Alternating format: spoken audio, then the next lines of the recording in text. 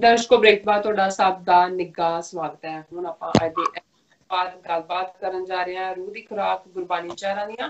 ਸੋ ਅਸੀਂ ਚਾਹਾਂਗੇ ਕਿ ਤੁਸੀਂ ਸਾਡੇ ਨਾਲ ਇਸੇ ਤਰ੍ਹਾਂ ਹੀ ਬਣੇ ਰਹਿਣਾ ਦੇਖਣ ਚਾਹੀਏ। ਤੁਹਾਡਾ ਸਭ ਦਾ ਬਹੁਤ ਬਹੁਤ ਸ਼ੁਕਰੀਆ ਜੀ। ਡਾਕਟਰ ਸਾਹਿਬ ਕੀ ਕਹਿਣਾ ਚਾਹੋਗੇ? ਦੇਖੋ, ਰਮਜ਼ਾਨ ਦਾ ਮੁਬਾਰਕ ਮਹੀਨਾ ਚੱਲ ਰਿਹਾ ਔਰ ਅਸੀਂ ਪਿਛਲੇ ਦਿਨਾਂ ਤੋਂ ਇਹ ਕੋਸ਼ਿਸ਼ ਕਰਦੇ ਹਾਂ ਕਿ ਇਸ ਦਿਨ ਨਾਲ ਸੰਬੰਧਿਤ ਖਾਸ ਤੌਰ ਤੇ ਜਿਹੜੇ ਗੁਰੂ ਨਾਨਕ ਸਾਹਿਬ ਦੇ ਜਾਂ ਗੁਰਬਾਣੀ ਦੇ ਫਰਮਾਨ ਇਸਲਾਮ ਦੇ ਵਿੱਚ ਜਿਹੜੀਆਂ ਪ੍ਰੈਕਟਿਸਿਸ ਨੇ ਉਹਨਾਂ ਦੇ ਨਾਲ ਜੁੜੇ ਹੋਏ ਨੇ, ਜਾਂ ਉਹਨਾਂ ਦਾ ਇਸਲਾਮ ਔਰ ਆਪਣੀ ਉਮਤ ਦੇ ਨਾਂ ਗੁਰੂ ਨਾਨਕ ਸਾਹਿਬ ਨੇ ਜਿਵੇਂ ਸਾਰੇ ਰੂਹਾਨੀ ਮੈਸੇਜ ਨੂੰ ਦਿੱਤੇ, ਉਸ ਦੀ ਅਸੀਂ ਵਿਚਾਰ ਚਰਚਾ ਕਰੀਏ। ਔਰ ਅੱਜ ਅਸੀਂ ਇਸ ਦੇ ਲਈ ਗੁਰੂ ਨਾਨਕ ਸਾਹਿਬ ਦਾ ਬੜਾ ਜਿਹੜਾ ਪਿਆਰਾ ਰਾਗ ਸੀ, ਫੇਵਰੇਟ ਸ੍ਰੀ ਰਾਗ, ਉਸ ਦੇ ਵਿੱਚ ਉਹਨਾਂ ਦਾ ਸ਼ਬਦ ਹੈ ਸ੍ਰੀ ਰਾਗ ਮਹੱਲਾ ਪਹਿਲਾ ਘਰ ਚੌਥਾ। ਔਰ ਇਸ ਸ਼ਬਦ ਦੇ ਵਿੱਚ, ਇਸ ਹਿੰਮ ਦੇ ਵਿੱਚ ਗੁਰੂ ਸਾਹਿਬ ਨੇ ਮੁੱਲਾ ਔਰ ਕਾਜ਼ੀ, ਜ਼ਾਹਰ ਹੈ ਕਿ ਮੁੱਲਾ ਜਿਹੜੇ ਨੇ ਉਹ ਲੀਡ ਕਰਦੇ ਨੇ, ਖੁਤਬਾ ਵੀ ਦਿੰਦੇ ਨੇ ਔਰ ਮਸੀਤ ਦੀ ਦੇਖਭਾਲ ਵੀ ਕਰਦੇ ਨੇ, ਜਿੱਥੇ 5 ਵਕਤ ਦੀ ਨਮਾਜ਼ ਜਿਹੜਾ ਹੈ ਉਹ ਲਾਜ਼ਮ ਹੈ ਹਰ ਮੁਸਲਮਾਨ ਦੇ ਉੱਤੇ ਕਿ ਵੀ ਉਹ ਮਸੀਤ 'ਚ ਆ ਕੇ ਜਿਹੜਾ ਕਰੇ। ਅਦਰਵਾਈਜ਼ ਜਿਹੜੇ ਬਾਕੀ ਦਿਨਾਂ 'ਚ ਨਹੀਂ ਵੀ ਕਰ ਸਕਦੇ, ਜਿੱਥੇ ਹੁੰਦੇ ਨੇ ਉਹ ਨਮਾਜ਼ ਕਰਦੇ ਨੇ। ਉਹ ਵੀ ਜਿਹੜਾ ਜੁਮੇ ਦੇ ਦਿਨ ਜਿਹੜਾ ਇਸ ਨੂੰ ਯਕੀਨੀ ਬਣਾਉਂਦੇ ਨੇ ਕਿ ਇਸ ਨੂੰ ਜਮਾਤੀ ਤੌਰ ਤੇ ਪੜ੍ਹਿਆ ਜਾਏ। ਸੋ ਇਸੇ ਤਰ੍ਹਾਂ ਜਿੱਥੇ ਮੁੱਲਾਂ ਦਾ ਇੱਕ ਵੱਡਾ ਰੁਤਬਾ ਹੈ, ਉੱਥੇ ਦੂਸਰਾ ਜਿਹੜਾ ਇਸਲਾਮੀ ਸ਼ਰੀਅਤ ਹੈ, ਸ਼ਰਅ ਹੈ, ਉਸ ਦਾ ਇੰਟਰਪ੍ਰੇਟਰ ਕਾਜ਼ੀ ਹੈ।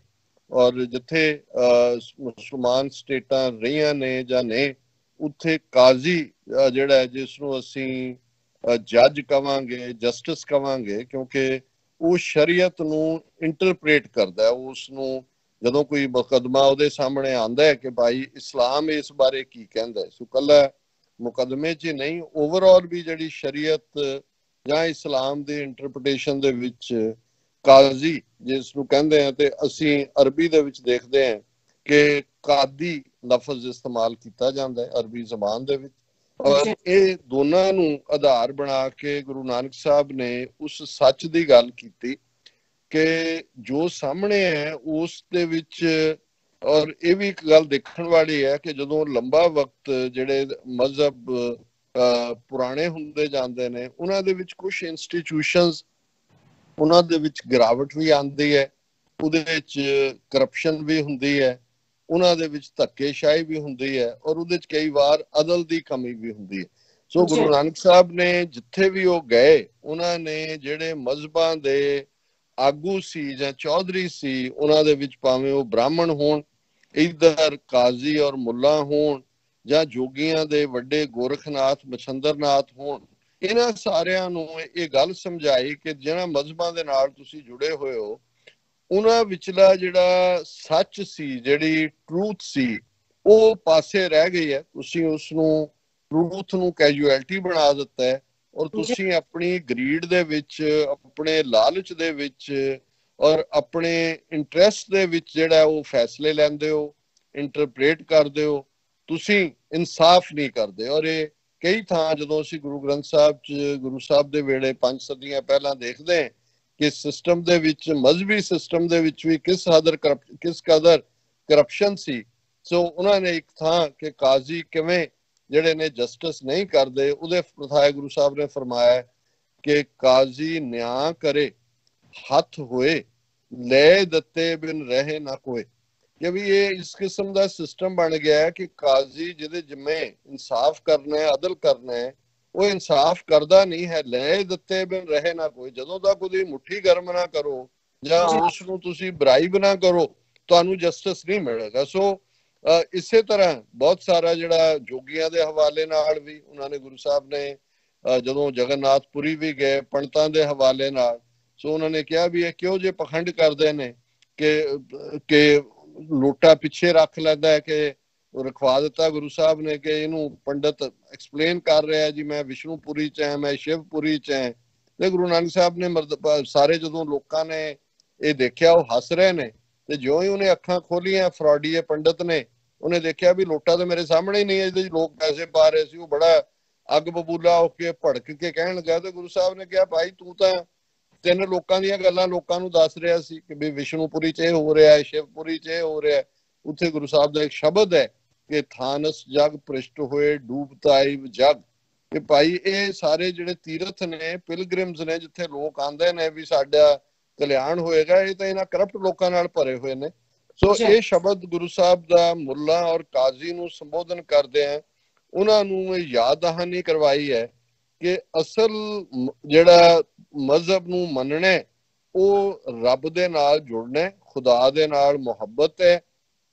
ਔਰ ਕੋਈ ਵੀ ਮਾੜਾ ਕੰਮ ਕਰਨ ਤੋਂ ਪਹਿਲਾਂ ਇਸ ਗੱਲ ਦਾ ਧਿਆਨ ਰਹਿਣਾ ਜ਼ਰੂਰੀ ਹੈ ਕਿ ਅਲਟੀਮੇਟ ਅਸੀਂ ਸਭ ਨੇ ਮਰਨਾ ਹੈ। ਜੇ ਇਹ ਡਰ ਰਹੇਗਾ ਮੌਤ ਦਾ, ਫਿਰ ਖੁਦਾ ਦੀ ਯਾਦ ਔਰ ਖੁਦਾ ਦਾ ਪਿਆਰ ਵੀ ਬਣਿਆ ਰਹੇਗਾ।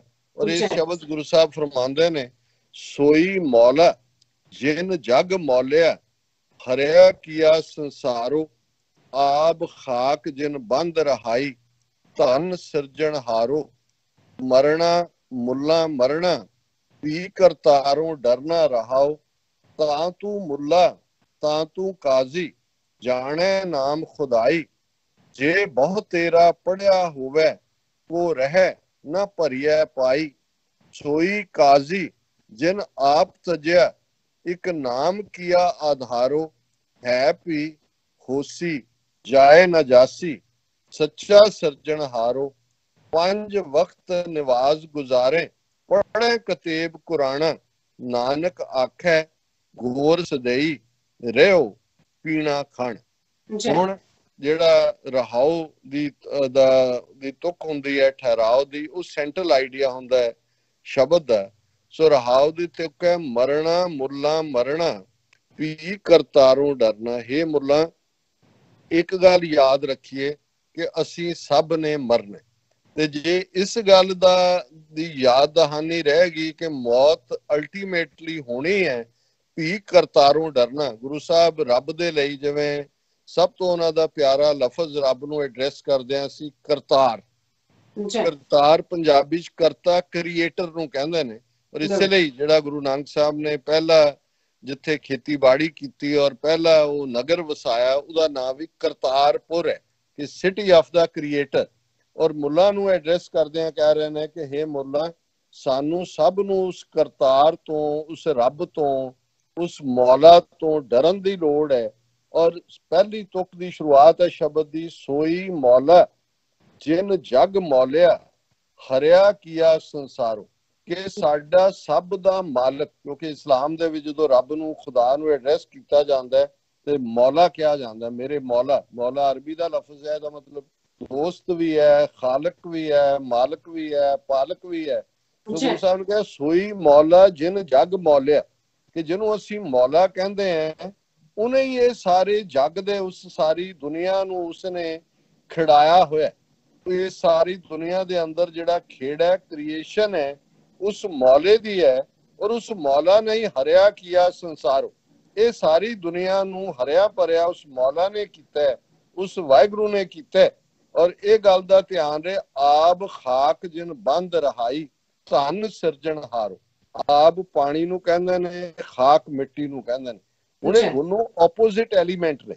ਲੇਕਿਨ ਜਦੋਂ ਅਸੀਂ ਹਿਊਮਨ ਬਾਡੀ ਦੇਖਦੇ ਹਾਂ, ਜਿਹਦੇ ਵਿੱਚ ਜਿਹਨੂੰ 5 ਤੱਤਾਂ ਦਾ ਕਿਹਾ ਜਾਂਦਾ ਹੈ, 5 ਐਲੀਮੈਂਟਸ ਨੂੰ ਬਣਾਉਂਦੇ ਨੇ, ਉਸ ਦੇ ਵਿੱਚ ਅਸਮਾਨ, ਆਕਾਸ਼ ਹੈ, ਹਵਾ ਹੈ, ਅੱਗ ਹੈ, ਪਾਣੀ ਹੈ ਤੇ ਪ੍ਰਿਥਵੀ ਹੈ, ਧਰਤੀ ਹੈ। ਹੁਣ ਗੁਰੂ ਸਾਹਿਬ ਕਹਿੰਦੇ ਨੇ, ਦੇਖੋ ਉਸ ਕ੍ਰੀਏਟਰ ਕਰਤਾਰ ਦਾ ਕ੍ਰਿਸ਼ਮਾ, ਕਿ ਉਸ ਨੇ ਦੋਨੋਂ ਆਪੋਜ਼ਿਟ ਐਲੀਮੈਂਟ ਜਿਹੜੇ ਨੇ, ਪਾਣੀ ਔਰ ਖਾਕ, ਉਹਨੂੰ ਇਕੱਠਿਆਂ ਕਰਕੇ ਹਿਊਮਨ ਬਾਡੀ ਕ੍ਰੀਏਟ ਕਰ ਦਿੱਤੀ। ਉਹਨੇ ਇੱਕ ਥਾਂ ਬੰਨ ਦਿੱਤਾ ਹੈ, ਆਬ ਖਾਕ ਜਿਨ ਬੰਦ ਰਹਾਈ ਧਨ ਸਿਰਜਣ ਹਾਰੋ। ਇਸ ਦੁਨੀਆ ਨੂੰ ਬਣਾਉਣ ਵਾਲਾ ਰੱਬ ਧਨ ਹੈ, ਗ੍ਰੇਟ ਹੈ, ਬਰਿਹਾਰ ਜਾਈ ਹੈ ਉਹਦੇ ਤੋਂ, ਜਿਹਨੇ ਪਾਣੀ ਔਰ ਮਿੱਟੀ ਇਕੱਠੇ ਕਰਕੇ ਸਾਡਾ ਵਜੂਦ ਖੜਾ ਕਰ ਦਿੱਤਾ ਹੈ। ਫਿਰ ਉਹਨਾਂ ਨੇ ਮਰਨਾ ਮੁੱਲਾ ਮਰਨਾ ਭੀ ਕਰਤਾਰੋਂ ਡਰਨਾ ਰਹਾਓ। ਔਰ ਫਿਰ ਉਹਨਾਂ ਨੇ ਹੁਣ ਕਾਜ਼ੀ ਨੂੰ ਵੀ ਨਾਲ ਐਡਰੈਸ ਕੀਤਾ, ਤਾਂ ਤੂੰ ਮੁੱਲਾ ਤਾਂ ਤੂੰ ਕਾਜ਼ੀ ਜਾਣੇ ਨਾਮ ਖੁਦਾਈ, ਜੇ ਬਹੁ ਤੇਰਾ ਪੜਿਆ ਹੋਵੇ ਕੋ ਰਹਿ ਨਾ ਭਰੀਐ ਪਾਈ। ਉਹਨਾਂ ਨੇ ਕਿਹਾ ਕਿ ਹੇ ਮੁੱਲਾ, ਹੇ ਕਾਜ਼ੀ, ਤੂੰ ਭਾਵੇਂ ਬਹੁਤ ਪੜ੍ਹਿਆ ਹੋਵੇਗਾ, ਤੈਨੂੰ ਬਹੁਤ ਇਲਮ ਹੋਏਗਾ ਕਿਤਾਬਾਂ ਦਾ, ਮਜ਼ਹਬੀ ਕਿਤਾਬਾਂ ਦਾ, ਪਰ ਤੂੰ ਸਚਾਈ ਨਾਲ ਇਹ ਦੇਖ ਕੇ ਸੱਚਮੁੱਚ ਕੀ ਤੈਨੂੰ ਖੁਦਾ ਦਾ ਪਿਆਰ ਦਾ ਇਲਮ ਹੈ, ਕਿ ਤੂੰ ਸੱਚਮੁੱਚ ਖੁਦਾ ਦੇ ਰੂਬਰੂ ਹੁੰਦਾ, ਜਾਂ ਤੇਰਾ ਜਿਹੜਾ ਗਿਆਨ ਹੈ ਜਾਂ ਜਿਹੜੀ ਤੇਰੀ ਪੜ੍ਹਾਈ ਹੈ ਉਹ ਸਿਰਫ ਪੜ੍ਹਨ ਤੱਕ ਹੀ ਮਹਦੂਦ ਹੈ। ਤੇ ਜੇ ਤੂੰ ਸੱਚਮੁੱਚ ਰੱਬ ਦੇ ਨਾਲ ਇਕਮਿਕ ਹੈ, ਖੁਦਾ ਦੇ ਨਾਲ ਤੇਰਾ ਜਿਹੜਾ ਉਹ ਬਿਲਕੁਲ ਨਾਤਾ ਜੁੜਿਆ ਹੋਇਆ, ਫਿਰ ਤੈਨੂੰ ਇਸ ਗੱਲ ਦਾ ਜ਼ਰੂਰ ਧਿਆਨ ਰਹੇਗਾ ਕਿ ਇਹ ਪਾਈ ਜਿਹੜੀ ਹੈ, ਇਹ ਬਾਡੀ ਜਿਹੜੀ ਹੈ, ਇਹ ਅਲਟੀਮੇਟ ਜਾਣ ਵਾਲੀ ਹੈ। ਔਰ ਇਹਦੇ ਚ ਜਿਹੜਾ ਪਾਈ ਲਫ਼ਜ਼ ਇਸਤੇਮਾਲ ਕੀਤਾ ਹੈ, ਇਹ ਪਨ ਘੜੀ ਦੇ ਲਈ ਹੈ। ਜਿਵੇਂ ਹੁਣ ਤਾਂ ਸਾਡੇ ਕੋਲ ਰਿਸਟ ਵਾਚਿਸ ਨੇ, ਇੱਕ ਜ਼ਮਾਨਾ ਸੀ 2 ਤਰ੍ਹਾਂ ਦੀਆਂ ਘੜੀਆਂ, ਜਿਹੜੀ ਸਾਡੀ ਦੇਸੀ ਜ਼ਾਤ ਸੀ ਜਿਹਦੇ ਚ ਉਹਨਾਂ ਨੇ ਇੱਕ ਧੁੱਪ ਘੜੀ ਸੀ।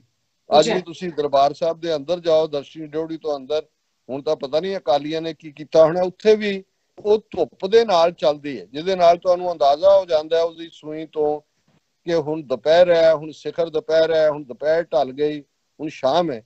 ਇਸੇ ਤਰ੍ਹਾਂ ਇੱਕ ਪਾਣੀ ਦੇ ਵਿੱਚ ਵੀ ਇੱਕ ਘੜੀ ਟਾਈਪ, ਜਿਹਦੇ ਚ ਪਾਣੀ ਜਿਹੜਾ ਉਹ ਥੱਲੋਂ ਉਹਦੇ ਚ ਛੇਕ ਹੁੰਦਾ ਸੀ ਔਰ ਉਹਨੂੰ ਪਾਣੀ ਦੇ ਵਿੱਚ ਰੱਖ ਦਿੱਤਾ ਜਾਂਦਾ ਸੀ, ਉਹਨੂੰ ਪਨ ਘੜੀ ਕਹਿੰਦੇ ਸੀ। ਔਰ ਜਿਉਂ-ਜਿਉਂ ਉਹਦੇ ਚ ਪਾਣੀ ਭਰਦਾ ਜਾਂਦਾ ਸੀ, ਜਦੋਂ ਦਿਨ ਖਤਮ ਹੋਣ ਤੇ ਆਉਂਦਾ ਸੀ ਤੇ ਉਸ ਦੇ ਵਿੱਚ ਸਾਰਾ ਪਾਣੀ ਭਰ ਜਾਂਦਾ ਸੀ, ਉਹਨੂੰ ਪਨ ਘੜੀ ਕਹਿੰਦੇ ਸੀ। ਗੁਰੂ ਸਾਹਿਬ ਨੇ ਇਸ ਹਿਊਮਨ ਬਾਡੀ ਨੂੰ ਵੀ ਇਹੀ ਕਿਹਾ ਕਿ ਅਲਟੀਮੇਟਲੀ ਹੌਲੀ ਹੌਲੀ ਜਿਹੜਾ ਤੇਰੇ ਅੰਦਰੋਂ ਸਾਹਾਂ ਦੀ ਪੂੰਜੀ ਮੁੱਕਦੀ ਜਾਣੀ ਹੈ। ਔਰ ਇਵੇਂ ਹੀ ਹੈ ਜਿਵੇਂ ਕਿ ਉਹ ਪਨ ਘੜੀ ਜਿਹੜੀ ਆ ਉਹ ਪਾਣੀ 'ਚ ਡੁੱਬ ਜਾਂਦੀ ਹੈ, ਇਵੇਂ ਤੇਰਾ ਅੰਤ ਆ ਜਾਣਾ। ਜੇ ਬਹੁਤ ਤੇਰਾ ਪੜਿਆ ਹੋਵੇ ਕੋ ਰਹਿ ਨਾ ਭਰੀਐ ਪਾਈ, ਫਿਰ ਅਲਟੀਮੇਟਲੀ ਇਸ ਬਾਡੀ ਨੇ ਰਹਿਣਾ ਨਹੀਂ। ਸੋਈ ਕਾਜ਼ੀ ਜਿਨ ਆਪ ਤਜਿਆ ਇੱਕ ਨਾਮ ਕੀਆ ਆਧਾਰੋ। ਕਾਜ਼ੀ ਕਿਉਂਕਿ ਉਹਦਾ ਅਹੁਦਾ ਇੱਕ ਜੂਰਿਸਪ੍ਰੂਡੈਂਸ ਦੀ ਇੰਟਰਪ੍ਰੀਟੇਸ਼ਨ ਦਾ ਹੈ, ਤੇ ਉਹ ਕਾਜ਼ੀ ਨੂੰ ਕਹਿ ਰਹੇ ਨੇ ਕਿ ਭਾਈ ਕਾਜ਼ੀ ਤੂੰ ਇਹ ਦੇਖ ਕਿ ਤੂੰ ਸੱਚਾ ਇਨਸਾਫ ਦੇਣ ਵਾਲਾ ਰੱਬ ਦਾ ਪਿਆਰਾ ਤਾਂ ਹੀ ਬਣ ਸਕੇਗਾ ਜੇ ਤੂੰ ਆਪਣਾ ਆਪਾ, ਆਪਣੀ ਹਉਮੈ, ਆਪਣੀ ਈਗੋ, ਆਪਣੀ ਅਹਮ, ਆਪਣੀ ਅਨਾ ਇਹਨੂੰ ਛੱਡੇਗਾ ਤੇ ਤੇਰੀ ਜ਼ਿੰਦਗੀ ਦਾ ਆਧਾਰ ਬੇਸ ਇੱਕ ਤੇ ਸਿਰਫ ਇੱਕ ਰੱਬ ਦਾ ਨਾਮ ਹੋਏਗਾ। ਇੱਕ ਨਾਮ ਕੀ ਆਧਾਰੋ ਹੈ ਪੀ ਹੋਸੀ ਜਾਏ ਨਾ ਜਾਸੀ ਸੱਚਾ ਸਿਰਜਣਹਾਰੋ। ਇਸ ਗੱਲ ਦੇ ਉੱਤੇ ਇਹ ਮੁੱਲਾ ਔਰ ਕਾਜ਼ੀ ਤੁਹਾਡੀ ਅਮਾਨਾ ਹੋਣੀ ਚਾਹੀਦੀ ਹੈ ਕਿ ਉਹ ਰੱਬ ਹੁਣ ਵੀ ਹੈ, ਰਹੇਗਾ ਵੀ, ਉਹਨੇ ਹਮੇਸ਼ਾ ਹੀ ਰਹਿਣਾ। ਉਹੀ ਸੱਚਾ ਹੈ, ਉਹੀ ਕ੍ਰੀਏਟਰ ਹੈ, ਉਹੀ ਖਾਲਕ ਹੈ, ਉਹੀ ਮਾਲਕ ਹੈ, ਉਹੀ ਮੌਲਾ ਹੈ, ਉਹੀ ਸਿਰਜਣਹਾਰ ਹੈ। ਔਰ ਅਖੀਰ ਤੇ 5 ਵਕਤ ਨਵਾਜ਼ ਗੁਜ਼ਾਰੇ ਪੜ੍ਹੇ ਕਤੇਬ ਕੁਰਾਨਾ ਨਾਨਕ ਆਖੈ ਗੌਰ ਸਦਈ ਰਹਿਓ ਪੀਣਾ ਖਾਣਾ। ਗੌਰ ਕਹਿੰਦੇ ਨੇ ਕਬਰ ਨੂੰ। ਉਹਨਾਂ ਨੇ ਕਿਹਾ ਕਿ ਭਾਈ ਤੁਸੀਂ 5 ਵੇਲੇ ਦੀ ਨਮਾਜ਼ ਬੜੇ ਨੇਮ ਨਾਲ ਪੜ੍ਹਦੇ ਹੋ, ਨਵਾਜ਼ ਗੁਜ਼ਾਰਦੇ ਹੋ, ਤੁਸੀਂ ਆਪਣੀਆਂ ਮਜ਼ਹਬੀ ਕਿਤਾਬਾਂ ਕਤੇਬ ਤੇ ਕੁਰਾਨ ਮਜੀਦ ਕਤੇਬ ਚਾਰੋਂ ਹੀ ਜਿਹੜੀਆਂ ਆਸਮਾਨੀ ਕਿਤਾਬਾਂ ਨੇ ਉਹਨਾਂ ਦਾ ਜ਼ਿਕਰ ਹੈ ਕਿ ਤੁਸੀਂ ਪੜ੍ਹਦੇ ਹੋ। ਪਰ ਇੱਕ ਗੱਲ ਇਹ ਤੁਸੀਂ ਪੜ੍ਹੋ, ਜੀ ਸਦਕੇ ਪੜ੍ਹੋ, ਨਮਾਜ਼ੀ ਵੀ ਹੋਵੋ, ਪਰ ਇਹ ਗੱਲ ਤੁਹਾਨੂੰ ਯਾਦ ਰੱਖਣੀ ਚਾਹੀਦੀ ਹੈ ਨਾਨਕ ਆਖੈ ਗੌਰ ਸਦਈ। ਗੁਰੂ ਨਾਨਕ ਸਾਹਿਬ ਫਰਮਾਉਂਦੇ ਨੇ ਕਿ ਅਲਟੀਮੇਟਲੀ ਸਾਡਾ ਸਭ ਦਾ ਅੰਤ ਹੋਣਾ ਹੈ। ਕਬਰਾਂ, ਉਹ ਜਿਵੇਂ ਇੱਕ ਪੰਜਾਬੀ ਦਾ ਹੁੰਦਾ ਸੀ, ਕਬਰਾਂ ਉਡੀਕਦੀਆਂ ਜਿਉਂ ਪੁੱਤਾਂ ਨੂੰ ਮਾਵਾਂ, ਕਿ ਅਲਟੀਮੇਟਲੀ ਜਿਹੜਾ ਐਂਡ ਹੈ ਉਹ ਹੋਣਾ ਹੀ ਹੈ। ਉਹ ਕਹਿੰਦੇ ਨੇ ਕਿ ਭਾਈ ਜੇ ਇਹ ਗੱਲ ਯਾਦ ਰਹੇ ਕਿ ਸਾਨੂੰ ਕਬਰ ਉਡੀਕਦੀ ਹੈ, ਅਲਟੀਮੇਟਲੀ ਡੈਥ ਜਿਹੜੀ ਹੈ ਉਹ ਅਲਟੀਮੇਟ ਹੋਣੀ ਹੈ, ਤੇ ਰਹਿਓ ਪੀਣਾ ਖਾਣਾ, ਫਿਰ ਸਾਡੇ ਸਾਹਮਣੇ ਜਿਹੜਾ ਅਸੀਂ ਆਪਣੇ ਆਪ ਨੂੰ ਖਾਣ ਪੀਣ ਦੀ ਮੌਜ ਦੇ ਵਿੱਚ ਹੀ ਆਪਣੀ ਜ਼ਿੰਦਗੀ ਵੇਸਟ ਕਰ ਰਹੇ ਹਾਂ, ਇਹ ਨਹੀਂ ਰਹੇਗਾ। ਫਿਰ ਸਾਨੂੰ ਹੋਏਗਾ ਕਿ ਭਾਈ ਅਸੀਂ ਤੁਰ ਜਾਣਾ। ਇਹ ਜ਼ਿੰਦਗੀ ਨੂੰ ਸਫਲ ਕਰਨ ਦੇ ਲਈ ਰੱਬ ਦੀ ਇਬਾਦਤ, ਰੱਬ ਦੀ ਯਾਦ, ਰੱਬ ਦੀ ਬੰਦਗੀ, ਇਹ ਸਭ ਤੋਂ ਅਹਿਮ ਹੈ। ਸੋ ਇਹ ਅੱਜ ਦਾ ਵਿਚਾਰ ਜੀ। ਡਾਕਟਰ ਸਾਹਿਬ ਤੁਹਾਡਾ ਬਹੁਤ ਬਹੁਤ ਸ਼ੁਕਰੀਆ, ਤੁਸੀਂ ਅੱਜ ਅਹਿਮ ਇਸ਼ੂ ਤੇ ਅੱਜ ਦਾ ਵਿਚਾਰ ਸਾਰੇ ਦਰਸ਼ਕਾਂ ਨਾਲ ਸਾਂਝਾ ਕੀਤਾ ਹੈ। ਤੁਹਾਡਾ ਬਹੁਤ ਬਹੁਤ ਸ਼ੁਕਰੀਆ। ਸੋ ਇੱਥੇ ਲੈਂਦੇ ਹਾਂ ਆਪਣੇ ਵਿਊਅਰਸ ਕੋਲੋਂ ਇਜਾਜ਼ਤ। ਵਿਊਅਰਸ, ਸਾਡੇ ਪ੍ਰੋਗਰਾਮ ਦਾ ਸਮਾਂ ਇੱਥੇ ਸਮਾਪਤ ਹੁੰਦਾ ਹੈ। ਤੁਸੀਂ ਆਪਣੀ ਰਾਏ ਤੇ ਸੁਝਾਅ ਸਾਨੂੰ ਭੇਜਣਾ ਭੁੱਲਣਾ ਸਾਡੇ ਇਸ ਪਤੇ ਤੇ sos@tv84.tv ਤੇ। ਅਸੀਂ ਆਪਣਾ ਪ੍ਰੋਗਰਾਮ ਲੈ ਕੇ ਫਿਰ ਦੁਬਾਰਾ ਤੁਹਾਡੇ ਰੂਬਰੂ ਹੋਵਾਂਗੇ। ਤਦ ਤੱਕ ਲਈ ਮੈਨੂੰ ਤੇ ਆਪਣਾ ਡਾਕਟਰ ਨਾਲ ਕਹਿ ਦਿਓ, ਦੇਖਦੇ ਰਹੋ TV 84। ਫਲਾ ਦਿਓ ਫਤਿਹ। ਵਾਹਿਗੁਰੂ ਜੀ ਕਾ ਖਾਲਸਾ, ਵਾਹਿਗੁਰੂ ਜੀ ਕੀ ਫਤਿਹ।